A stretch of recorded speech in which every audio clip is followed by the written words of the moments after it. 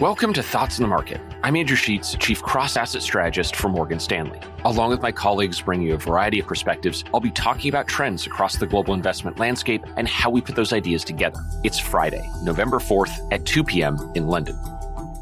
The market is a funny thing. Relative to January 1st of this year, the U.S. 30-year Treasury bond is set to pay out all of the same coupons and return the exact same amount of principal when it matures in 2052. But the market has decided that that same bond today is worth 36% less than at the start of the year.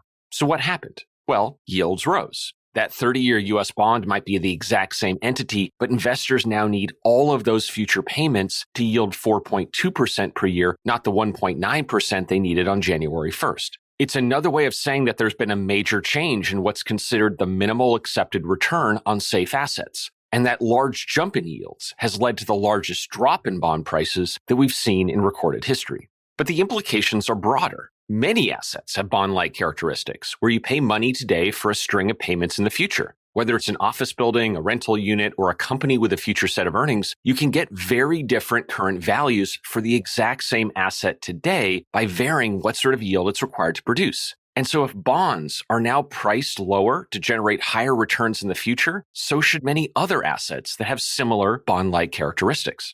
For markets, we see a couple of implications. First, these rising yields have made bonds increasingly competitive relative to stocks. Currently, $100 of the S&P 500 is expected to yield about $6.25 of earnings next year. $100 of U.S. 1 to 5 year corporate bonds yields about $6 of interest, despite having just 1/6 the volatility of the stock market. It's been 14 years since the earnings yield on stocks and the yield on corporate bonds has been so similar.